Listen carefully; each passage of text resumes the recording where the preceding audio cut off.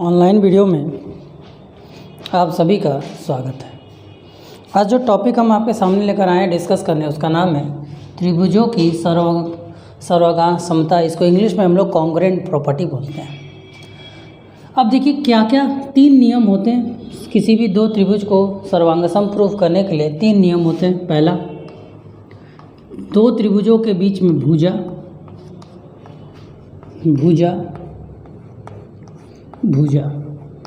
यदि कोई दो त्रिभुज दे दिए जाए आपको और बोला जाए कि वो त्रिभुज सर्वांगसम है कि नहीं है, तो आप किससे करोगे कि वो भुजा प्रॉपर्टी को होल्ड करते कि नहीं।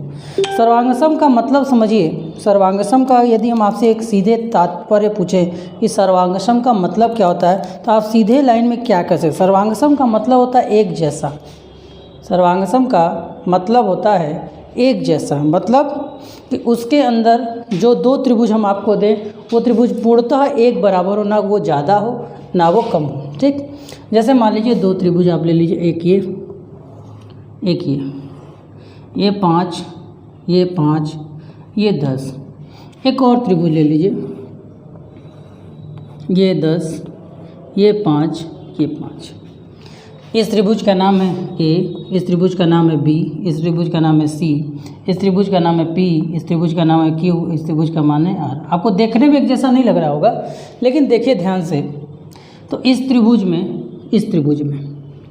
क्या है, त्रिभुज ए बी सी की अगर हम बात करें, ए बी सी तथा त्रिभुज पी क्यू आर की अगर हम बात करें, ध्यान से देखो, तो इसमें बी सी किसके बराबर है, इसमें बी सी क्यू आर के बराबर है। हम लिख सकते हैं कि बी सी जो है वो, एक काम करते हैं इसको हम 4 कर देते हैं ताकि कन्फ्यूज़न और ना रहे, एकदम 4। ठीक, तो इसमें बी सी किसके बराबर है बेटा, क्यू आर के बराबर है। ठीक, इसमें बी सी क्या बेटा, क्यू आर के बराबर है। इसमें ए बी जो है, इस त्रिभुज का ए बी जो है दूसरे वाले त्रिभुज पी आर के बराबर है। इसमें त्रिभुज जो ए सी है, इसमें जो त्रिभुज ए सी है उसमें त्रिभुज पी क्यू के बराबर है। तो दो त्रिभुजों के बीच में तीन भुजाएं आपस में बराबर होगी, और ये तीन कौन सी भुजाएं बेटा, संगत भुजाएं। यदि किसी दो त्रिभुजों के बीच में तीन संगत भुजाएं बराबर हो जाए, इसी को बोलते हैं भुजा, या इसको हम लोग शॉर्ट में बोलते हैं एस प्रॉपर्टी। क्या बोलते हैं, एस प्रॉपर्टी। इसके हिसाब से अगर हम देखें तो हम लिख सकते हैं त्रिभुज ए बी सी कॉन्ग्रुएंट, मतलब सर्वांगसम का साइन ऐसे होता है, बराबर, और इसके साथ ऐसे। अब ये बेटा एक समरूप का साइन है। ये क्या साइन होता है, इसका मतलब क्या होता है, कक्षा 10 में हम आपको इसके बारे में बताएंगे।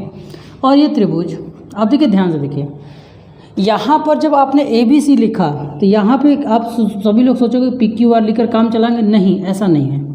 हम यहाँ पे देखेंगे कि अगर हमने ए यहाँ लिखा तो इस त्रिभुज में ए के जैसा एंगल कौन है। जब हम सर्वांगसम प्रूफ करते हैं तो दोनों त्रिभुजों के सभी कोण संगत भुजाएं बराबर होंगी। तो हमने ए लिखा है, यहाँ पर एक कोण है। यह एक कोण किस डिग्री की, किस भुजा के सामने है, यह कोण 4 वाले के सामने है। तो हम 4 वाले के सामने का ही कोण देखेंगे। 4 वाले के सामने का कोण कितना बेटा, पी। फिर हमने क्या लिखा बेटा, बी किस भुजा के सामने बेटा, 10 के सामने। बी किस भुजा के सामने बेटा, 10 के सामने। बी किस भुजा के सामने, 10। तो यहाँ 10 के सामने कौन है बेटा, यहाँ आर है। तो हम यहाँ पे लिखेंगे पी आर, बाकी बचा हुआ तो अपने आप हो जाएगा। तो ये जो त्रिभुज लिखने का तरीका है पी आर क्यू। जब हम इसको लिखते हैं तो इसका मतलब ए के जैसा पी कोण है, बी के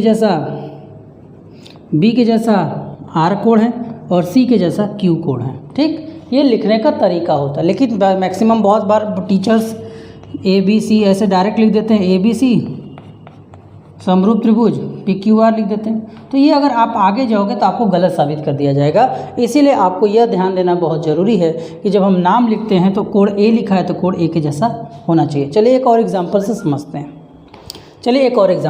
हैं इसी नियम को। चलिए आप देखिए ध्यान से, एक और नियम ले लीजिए। यदि हम इसी पर एक त्रिभुज और ले लें, एक त्रिभुज ले लेते हैं हम डी ई एफ। अभी हम डी ई एफ, इसमें ये आपका 10 हो जाए, ये आपका 6 हो जाए, ये आपका 3 हो जाए। दूसरा त्रिभुज हमने ले लिया, एक और त्रिभुज हमने ले लिया ABC, इसमें ये आपका 6 हो जाए, ये आपका 10 हो जाए और ये आपका 3 हो जाए। चूँकि आप देख रहे हैं कि इस त्रिभुज में आप देख रहे हैं, इस त्रिभुज में 3 3 बराबर, 6 6 बराबर, 10 10 बराबर। कौन कौन बराबर है बेटा? यहाँ पर BC के बराबर है बेटा DF, यहाँ पर AC के बराबर है बेटा 6, किसके बराबर बेटा? FE के, और यहाँ पर AB के बराबर है बेटा वहाँ पर DE। ठीक, बराबर होने के बाद तो अब हम लिख सकते हैं कि किसी दो त्रिभुजों के 3 लोग आपस में हमें बराबर मिल चुके हैं। किसी दो त्रिभुजों के 3 लोग हमें आपस में बराबर मिल चुके हैं, तो हम क्या लिखेंगे? त्रिभुज ABC सर्वांगसम त्रिभुज। फिर रुक जाना है, तो A के शेषा कौन है यहाँ पर? A किसके सामने बेटा? 3 के सामने। A किसके सामने बेटा? 3 के सामने। तो 3 के सामने वाला कोण, आपको हमेशा सर्वांगसम के नियम को याद करने के लिए जब आप पूरा प्रूफ कर देंगे तो उसके सभी कोणों का मान आप देखेंगे। तो यहाँ A के जैसा कोण कौन है बेटा? E है, तो यहाँ पे हम पहले एक त्रिभुज के साथ E लिखेंगे। फिर हमने E के बाद क्या लिखा बेटा? B किसके सामने बेटा? 6 के सामने, और यहाँ 6 के सामने कौन है बेटा? D, तो हम लिखेंगे ED, और बचा हुआ तो अपने आप बराबर हो जाएगा, तो ये आपका हो जाएगा बेटा F। ठीक है, समझ में आ रहा है? तो इस तरह से सर्वांगसम लिखना चाहिए। ठीक, चलिए अगला आते हैं। अगली प्रॉपर्टी है, किसी भी त्रिभुज को सर्वांगसम प्रूफ करने के लिए कौन से नियम का प्रयोग किया जाए। अगले नियम में क्या करिए, एक भुजा हटा दीजिए और वहाँ से एक कोण रख दीजिए, उसमें एक कोण रख दीजिए। मतलब अब SSA, कुछ लोग इसको कोण भुजा मतलब SAS भी लिखते हैं, कुछ लोग इसको ASS भी लिखते हैं। इसका मेन मतलब वही है कि किसी दो त्रिभुज लिया जाए, उस दो त्रिभुजों में एक कोण बराबर कर दिया जाए और दो भुजाएं बराबर हों, तो भी हम कह सकते हैं कि ये दोनों त्रिभुज क्या होंगे बेटा? कॉन्ग्रुएंट होंगे, मतलब सर्वांगसम होंगे। चलिए एक कंडीशन लेते हैं।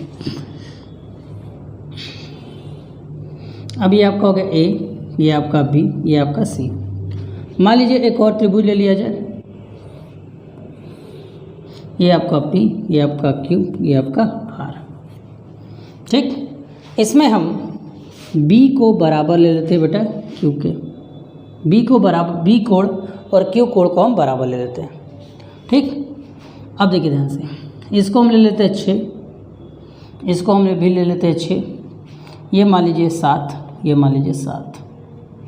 ठीक, तो चलिए देखिए, अब इस त्रिभुज की बात करें, त्रिभुज ABC तथा त्रिभुज PQR की अगर हम बात करें, त्रिभुज ABC तथा PQR की अगर हम बात करें, तो इसमें आपको दिख रहा है कोण B और कोण R आपस में क्या बेटा? बराबर है। तो कोण B बराबर है कोण R के। इसके अलावा आपको दिख रहा है BC जो है, इसके अलावा जो BC आपको दिख रहा है, ध्यान समझिएगा, जो BC दिख रहा है, BC बराबर है बेटा QR के। इसी तरह AC जो है वो बराबर है किसके बेटा? PQ के।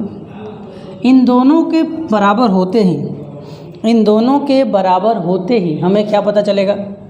इन दोनों के बराबर होते ही क्या होगा? त्रिभुज, कौन सा सिद्धांत से हुआ? भुजा कोण। तो हम लिख जाएंगे त्रिभुज ABC सर्वांगसम है त्रिभुज PQR के। ठीक, सर्वांगसम होने का तात्पर्य क्या है? सर्वांगसम होने का तात्पर्य सभी कोण आपस में बराबर है। अब देखिए BC 7 है, तो 7 के सामने वाला कोण भी बराबर, तो यहाँ 7 के सामने वाला कोण भी बराबर, मतलब कोण A कोण P के बराबर हो जाएगा। ठीक, 6 के सामने वाला तो पहले ही बराबर है। ये बचा हुआ साइड क्या होगा? इस बचे हुए साइड को मान लीजिए अगर ये x है तो ये भी x होना चाहिए। तो इसका मतलब C वाला कोण x के सामने Q वाले कोण के बराबर हो जा रहा है। इसका मतलब C वाला कोण इसके बराबर हो जा रहा है। ठीक, तो अगर यदि कोई त्रिभुज सर्वांगसम है तो उनकी संगत भुजाएं, अगर कोई त्रिभुज सर्वांगसम है तो संगत भुजाएं तथा संगत कोण बराबर होते हैं। अब संगत का मतलब, अगर संगत को देखना है तो कोण बराबर होने चाहिए। अगर कोण बराबर है तो कोण बराबर कोण के सामने वाला भुजा, सामने वाला भुजा। और अगर आपको भुजा के बारे में जानकारी है तो उसके सामने वाला कोण, सामने वाले कोण संगत होते हैं। तो संगत को ध्यान, सबसे ज़रूरी चीज़ है इसमें आपको संगत की जानकारी को प्राप्त करना। ठीक है, तो चलिए अगले नियम पर भी हम लोग फोकस करते हैं कि अगला नियम क्या है। ठीक है, तो आपने देखा कि किसी भी दो त्रिभुजों को संगत करने के लिए, मतलब सर्वांगसम करने के लिए 3 नियमों का होना, इन 3 लोगों का आपस में बराबर होना बहुत जरूरी है। अब इसमें से एक और भुजा हटा दो, इस भुजा में से हटाकर इसको कर दो बेटा कोण। यदि आप ऐसा कर दो तो मान लीजिए कि हम 2 त्रिभुज लेते हैं, इन 2 त्रिभुज, इसी 2 त्रिभुजों को हम ले रहे हैं, इसमें हम क्या कर दे रहे हैं, 2 कोणों को बराबर कर दे रहे हैं। मान लीजिए, फिर से बनाते हैं, चलिए मान लीजिए हमने 2 त्रिभुज इस बार फिर से ले लिया। अब इस 2 त्रिभुज में क्या है, ए बी सी त्रिभुज, पी क्यू और आर, ये दोनों त्रिभुज सर्वांगसम है कि नहीं? देखने से तो नहीं लग रहे हैं, चलिए सर्वांगसम के जैसा बनाते ताकि देखने से भी लगे।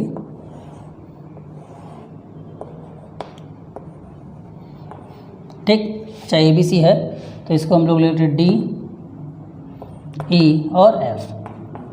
ठीक, तो भुजा कोण, कोण मतलब अब एस एस ये लिखते हैं कुछ लोग इसको ए एस से भी लिखते हैं, कुछ लोग इसको ए एस भी लिखते हैं। उससे कोई मतलब नहीं है, मतलब है कि 2 कोण, मान लीजिए इस त्रिभुज का ये कोण बराबर हो जाए और ये कोण बराबर हो जाए, मान लीजिए, तब त्रिभुज क्या होगा, कॉन्ग्रुएंट होगा। उसके अलावा मान लीजिए एक भुजा ये और एक भुजा ये बराबर हो जाए, तो त्रिभुज ए बी सी तथा त्रिभुज डी ई एफ में क्या क्या बराबर है बेटा, कोण बी बराबर है कोण एफ के, कोण सी बराबर है कोण डी के, कोण बी बराबर है कोण एफ के, कोण सी बराबर है कोण डी के। समझ आए, कोण बी और ये सब बराबर। इसके साथ हमें दिया हुआ है कि आपका जो ए सी है वो बराबर है बेटा डी ई के। तो 2 त्रिभुजों के 3 लोग बराबर मिल गए, इसलिए लिख सकते हैं त्रिभुज ए बी सी सर्वांगसम है। अब फिर से देखिए, ए के जैसा यहाँ कौन है, यहाँ ए कोण के पास कोई कोण नहीं है, मतलब बचा हुआ कोण ए के बराबर है, मतलब ए के जैसा यहाँ पर ई है तो हम यहाँ पे लिखेंगे ई। ठीक, बी के जैसा यहाँ पे कौन है बेटा, एफ है, तो लिखेंगे ई एफ, सी और वहाँ पे डी। तो सर्वांगसम लिखने का तरीका आपको बार बार मैं बता रहा हूँ, इस तरह अगर आप लिखोगे तो आपका कोई नंबर कटेगा नहीं और आपको एग्जामिनर समझेगा कि आपको बहुत अच्छे से आता है। ठीक है, तो आपने देखा कि किसी भी त्रिभुज को प्रूफ करने के लिए हमारे पास 3 नियम हैं। उन 3 नियमों के नाम क्या हैं बेटा, ट्रिपल एस मतलब साइड भुजा, डबल एस ए या डबल ए एस। ठीक है, ये 3 नियम से ही। अब कुछ लोग बोलेंगे सर तीनों कोणों को बराबर करके सर्वांगसम प्रूफ किया जा सकता है कि नहीं? सर्वांगसम का मतलब क्या था, एक जैसा। अब देखो बेटा, 60 डिग्री के भुजा को आप एक समबाहु त्रिभुज आप ऐसे भी बना सकते हो, एक समबाहु त्रिभुज छोटे भी आकार में बना सकते हो कि नहीं बना सकते हो? तो कहने का मतलब यह है कि ट्रिपल ए कभी भी सर्वांगसम का नियम नहीं होता, यह होता है समरूप का नियम पर आधारित होता है। चलिए एक छोटा सा एग्जाम्पल लेते हैं और इससे आपको एक प्रश्न करने के कुछ तरीके बताते हैं। आज एक एग्जाम्पल लेते हैं, कल से आपको अगले वीडियो में आपका क्वेश्चन आए। जैसे मान लीजिए एक हम त्रिभुज, एक ऐसे फिगर ले लेते हैं,